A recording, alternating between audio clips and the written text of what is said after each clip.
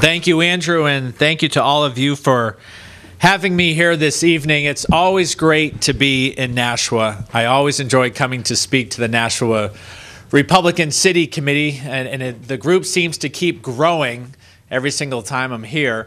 But I've actually been doing a lot of Nashua events today. Before I came here, I was taping the Cable Access TV show with Carl Seidel and Jennifer Horn, which will now be airing on cable TV for the next 8 months here and probably every other Cable Access TV show.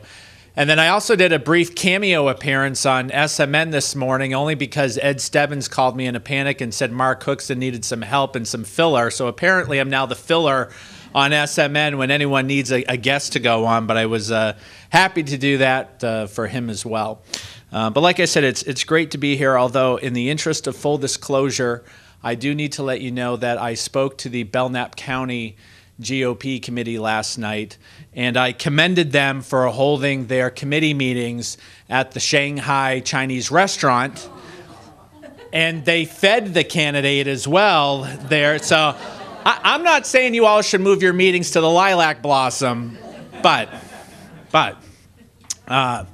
anyway, it is nice to be here, and I want to talk to you a little bit about why it is that I'm running for governor, but talk to you briefly somewhat about my background. My foray into New Hampshire politics began shortly after I graduated high school. I ran for the State House and was fortunate enough to be elected to a seat in the House of Representatives from the town of Londonderry, one of 7 seats there.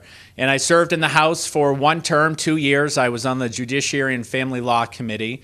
And it was a great experience doing that, although I gave myself a voluntary retirement after 1 term when I had a very quick lesson in economics. I couldn't survive on $100 a year, I figured out. And plus, I was putting myself through school at the same time. I was taking night classes at the University of New Hampshire in Manchester. And so after doing a stint in the State House, I went to work for former U.S. Senator Bob Smith and was his law enforcement and public safety liaison for 4 years on his official staff. And then you may remember Bob lost his re-election bid in 2002 to then Congressman Sununu. And so I went to work for Governor Craig Benson after that. And I served as Governor Benson's liaison to the Executive Council and also helped him make appointments to various boards and commissions in the executive branch, and worked for him for 2 years until he unfortunately lost his re-election bid to now Governor Lynch. And so at that point, I started to feel a little bit like the Typhoid Mary of political campaigns. And plus, my wife and I were starting our family at the time. We moved to Litchfield, right down the river from here, in 2004, and it's where we've called home since that time. We have 3 young kids, Colby, who's age 7, Lindsay, who's 5, and Tommy, who's 3. And for those of you who have had little children or maybe have grandchildren, you'll appreciate this. Before I had officially announced I was running for governor, we were all riding in the car together. And I said to them, I said, so guys, Dad's thinking about running for governor. What do you think? And immediately my 5-year-old daughter says, I don't think so, Dad. And I was a little taken aback by this. And I said, I said, well, how come, Lindsay? And she says, because, Dad, I've seen you run, and I think there are others who can run faster than you. Point well taken. So now when I'm around them, I am officially walking for governor, because I clearly have a better chance if I do that than run for governor. But nonetheless, so after I had done a stint in Governor Benson's office, I was appointed to the Department of Health and Human Services, where I served under Commissioner John Stephen. And I was there for 4 years. 2 of those years, I was a deputy director for our Juvenile Justice Department. And I was there until the beginning of 2009, and then I did kind of a crazy thing. I say it was crazy because if you remember in 2008, the economy was collapsing at the time, and we had a lot of the banks that were being bailed out or going bankrupt altogether, and the economy wasn't doing well. And I had a great, secure, bureaucratic government job. Was making a very good salary and had the Cadillac healthcare benefit plan. But I decided to voluntarily leave my state job. And the reason I did that is because I was very concerned about the direction the state was going in. The Democrats had just won another landslide election in 2008, and we had seen the largest tax increases that the state has ever seen, the largest spending increases, and there didn't seem to be any credible, consistent conservative voice out there that was fighting for the things of limited government and less taxes and low spending. And so I went and took the executive director's position at Cornerstone, which was at the time kind of a marginalized nonprofit. It had very little funding, but I went in there with a plan and a vision for how we were going to be an effective organization and fight for good, sound, conservative policy. And really, the proof is in the pudding in the 3 years that I was there. We increased our membership from about 2,000 to 8,000 members by the time I left. Our revenue grew from a high watermark of about $100,000 when I went there to $1.2 million in 2010. And New Hampshire Business Magazine called us the most effective third-party organization in the state. So I'm very proud of the work that we were able to accomplish during my time there. But I stepped down from Cornerstone in this past October in 2011. And as I mentioned, I'm running for governor now. And that's what I want to talk to you briefly about tonight. So why run for governor? For me, it's very simple, and it's this. New Hampshire is in desperate need for a long-term plan, someone with a long-term vision for how we are going to be the most economically competitive state in the country over the next decade. We've been doing a lot of management by crisis over the last 8 years. We manage to the next budget. We're always managing what the next crisis is, but we're not thinking long-term, and we're not implementing real policies that are going to affect our economic climate for the positive in the long term. Everything from how we're going to create good, high-paying, sustainable jobs of the future, high-tech jobs, manufacturing jobs, good healthcare jobs, financial industry jobs. All jobs are going to be sustainable and be around here for a long time. We have no long-term healthcare delivery plan, how we're going to deliver healthcare more efficiently and more cost-effective for the consumers. We don't have a long-term energy plan. We have some of the highest energy rates in the country. But again, it's because we haven't been managing this crisis for the long term. And we need to modernize state government. We're always consistently ranked the bottom of the barrel when it comes to efficiency in state government. And we've had no real modernization of state government in over 20 years. So we have a lot of challenges right now in the state in order to be the most economically competitive state. But I think if we have a governor who, number one, understands what those challenges are, and number two, is presenting bold and new solutions to how to meet those challenges, and number three, someone who has the background and experience of knowing how state government works and knowing how to get results and reforms in state government, we can be on the right track. So I want to talk to you a little bit about what I see as the biggest challenges that are facing us right now, what my solutions are, and how I think I'd go about implementing them. First off, you know, New Hampshire, we always talk about tax burden. And you always hear New Hampshire has a fairly good overall tax burden. And really, it's true. And we're about 44th in the country. Now, when I worked for Governor Benson, we're about 49th. But after 4 years of Democratic rule, we've slid down to 44th. But when you look at our corporate tax rate, and it's what most businesses look at, we're one of the worst in the country between our business profits tax and our business enterprise tax. Simply put, we're just not competitive right now in the region and in the nation. We tax businesses that don't even make a profit right now through the business enterprise tax. So you have small businesses and startup companies. Many startups, it takes a few years to finally start earning income and producing a profit, but we're taxing them right now. And that just isn't fair to be doing that. And the other thing we do is we over-regulate our small businesses. And I hear this from small business owners all the time. New Hampshire has a terrible regulatory environment. And part of that is because the administration that's in there right now, they look at the agencies as really fee collection agencies because they built up such a hole in the budget that they sent their agencies out to try to collect fees from small businesses by over-regulating them. So first, what I would say is we need to cut our corporate tax. We need to cut the business profits tax, and we need to reduce the business enterprise tax and completely eliminate the tax on businesses that aren't making a profit so that it will entice more entrepreneurs to start small businesses in this state. And also it gives some companies the flexibility of knowing that if the economy goes into a downturn and they stop making money, that we're not going to tax them as a state. The other thing we need to do is really get rid of a lot of the onerous regulations on small business right now. And I commend this current legislature for passing a bill to create a commission to look at all of the regulations on small businesses. And I would say let's implement 50% of them right off the bat to send a strong message to small businesses both here in the state but also outside of the state as well that New Hampshire is going to be a business-friendly state. You know, my philosophy is government doesn't create jobs, but government creates the atmosphere and the environment to entice the private sector to create those jobs. And I think that would be two strong signals: one, getting rid of a lot of the regulations, and two, lowering the corporate tax rate that would send the message to businesses that we want to be a business-friendly state.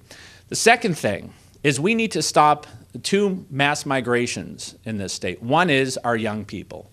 We are losing our young people in this state at an alarming rate. And you can see it in the census numbers from 2010. You know, we've got great schools, Dartmouth College, and the Whittemore School of Business at UNH, St. Anselm College, Plymouth State College.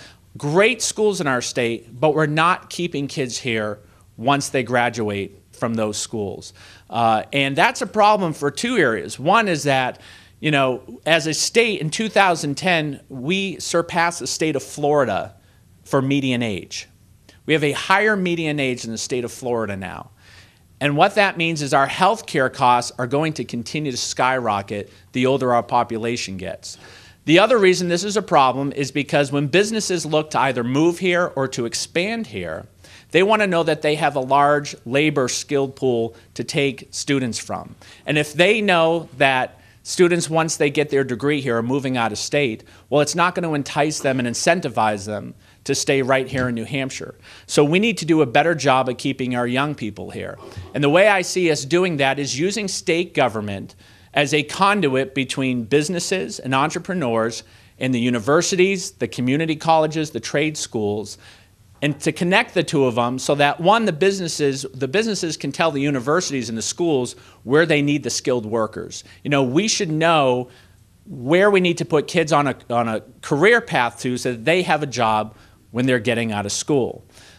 We need to give them a reality check when they're in high school to say, okay, if you're going to go and get a degree in, say, psychology, and you're going to go to a four-year institution and take out $150,000, $200,000 in loans, you need to know the reality of what it is you're going to have to pay back, but also what the market is like for psychology degrees.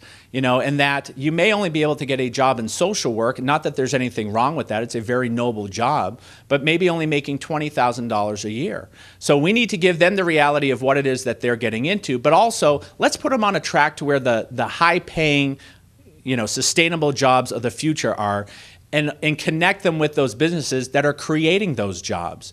There's a lot of these good high-tech jobs that are being incubated right now in the Seacoast area and in the Upper Valley as well. But sad to say, some of them actually moved down to the Cambridge area because they feel that the pool of skilled labor is a lot wider down there and that they can pull more students from that area. And so we need to do a much better job of connecting our students with these businesses and making sure that they know when they come out of school here in New Hampshire that they're going to have a job. We have a deficit in the trades area right now. And there's a lot of good, highly skilled trade professions, not like it was 40 years ago, but a lot of good, highly skilled jobs out there that we don't have enough people for that are paying $50,000, $60,000. Right when they get their license in these areas. So we need to do a better job at honing in on students' talents and making sure we're putting them on the right career path. The other area, the migration we need to stop, are the amount of people that have to commute out of state to go to work every day.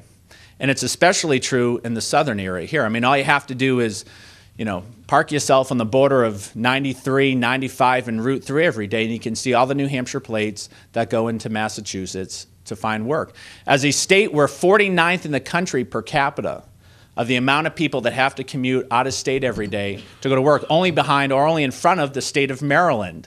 And of course, all of them go to our favorite place, Washington, D.C.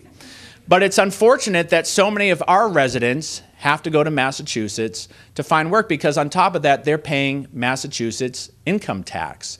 My father's one of them. He's commuted every single day since they moved our family here in 1986 to Londonderry. He still commutes to Boston every day because he's never been able to find a comparable position paying what he gets paid in Massachusetts.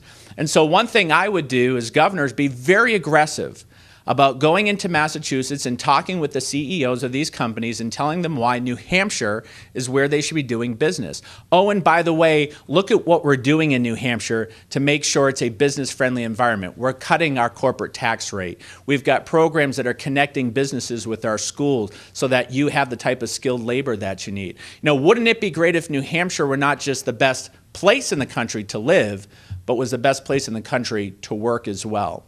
And I've said I'd like to be Deval Patrick's worst nightmare by going into his state and shamelessly poaching jobs from Massachusetts and moving them to New Hampshire. And we should be doing that. We're not doing it aggressively enough right now. I would like a call list on my desk every week of the CEOs of these companies in the 128 corridor, the Burlington area where a lot of technology jobs are, to call them and say, hey, have you thought about moving to New Hampshire? Why or why not? And these are the reasons why you should be moving here. And it's something I would be very aggressive about. I also want to talk a little bit about modernizing state government. Because as I mentioned before, we are consistently ranked last in terms of how we do things here in the state.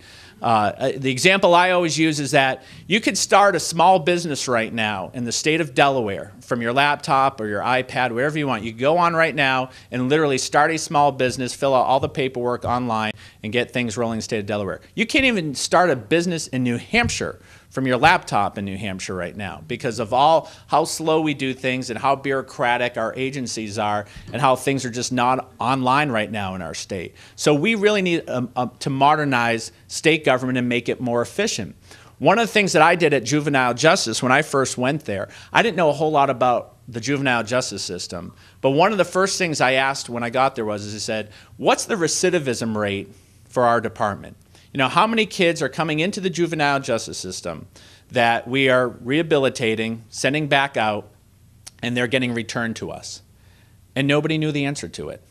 No one had the answer. I'm saying, how is it that we have a $30 million budget and we're funding all of these programs and we don't even know the efficacy of these programs? We have no metrics or data to go by to say these programs are working. So what I did is I went on the computer, went online, and I looked at all the juvenile justice agencies across the country to see if any of them were doing this. And sure enough, South Carolina, who actually was on probation from the feds at the time, came up with this taxpayer accountability report card where they measured the efficacy of all of their programs. And I said, we're going to copy this. This is a good idea. We're going to copy it and implement it in our department. And within a year, we had our first ever taxpayer accountability report card where we had all these different measurements of the programs that were being funded in the department. And it was a real wake-up call because for the first time ever, we also had a measurement of our recidivism rate. You know what it was? 40%. 40%. And my whole thing was, I said, you know what? And of course, you know, people get scared when you do this too because they think someone's going to get in trouble. The purpose of doing it for my sake wasn't to get anyone in trouble. I just wanted a baseline to know whether or not these programs were working or not so that we could find out which ones were working and which ones deserved to continue to be funded or which ones needed to be reformed or eliminated.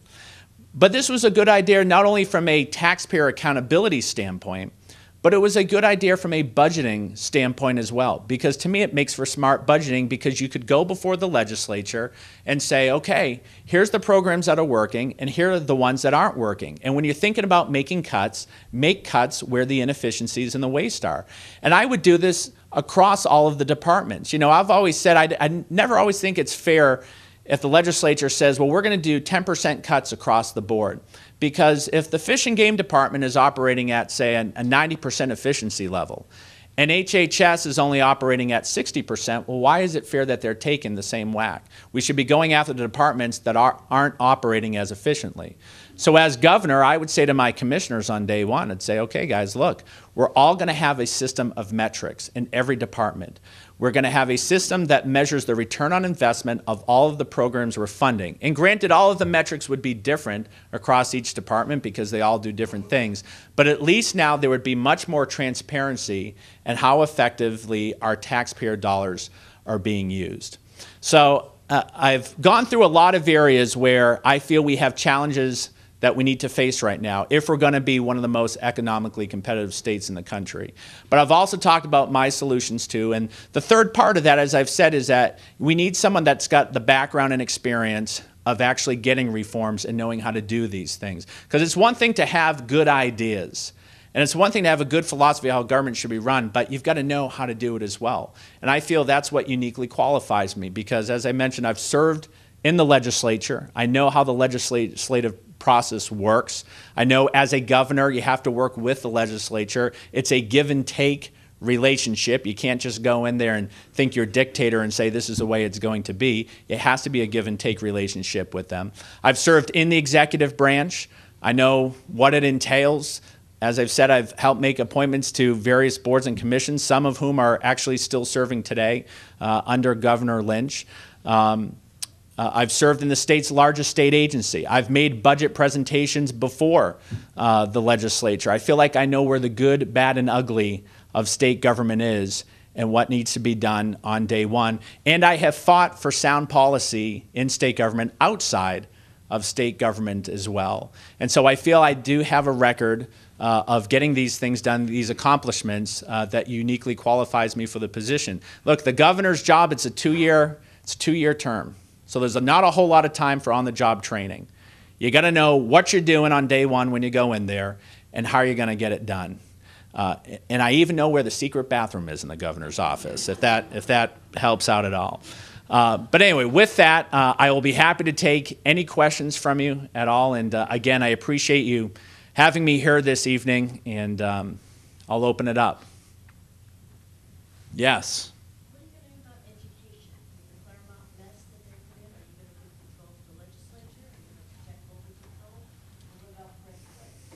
Well, my feeling on education is this, is that we need a very simple education funding amendment that says the legislature is allowed to target aid to the communities that are in most need. I know there's different education amendments being brought forward at this time. I have a real problem with any wording that's going to codify the Claremont decision in any education amendment, and I don't think that ought to be the case. I think the amendment should be very simple and straightforward that allows the state, allows the legislature to target aid to the communities that most need it. And look, this is another failure of leadership on Governor Lynch's part. 8 years. He's been governor for 8 years. And hasn't fixed this problem. He ran on this when he ran for governor in 2004. And I know it very well because I was serving in the office of the person he beat, and he said he was going to fix the education funding problem. He has not fixed it. It's a failure of leadership, and we need someone to use the bully pulpit to say how we should be funding education properly in our state, and I think that is the way to do it. Yes, sir. Hi. How would you be able to reel in DCYF on aggressively taking children? Well, to answer your last question first, I mean, if we're taking time trying to determine what letters we should have on it, leave the letters the way they are. Okay, we've got enough big problems that we're dealing with than to be trying to change the letters on paperwork. With regard to DCYF, I know DCYF, the department, well from having worked closely with it through DJJS.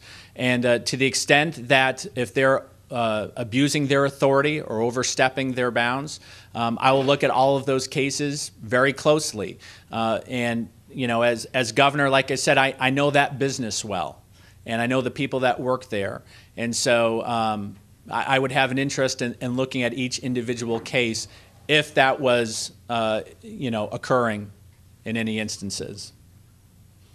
And then dealing with it appropriately. I mean, part of governing is managing well too. And again, I think this is an area where Governor Lynch has failed to lead. I don't think he's managed appropriately in many different areas. I'll give you an example. The Josiah Bartlett Center released a report recently that showed that in the last budget, the state paid out in personal mileage on state vehicles. The state paid 1.5 million miles in personal use on state vehicles.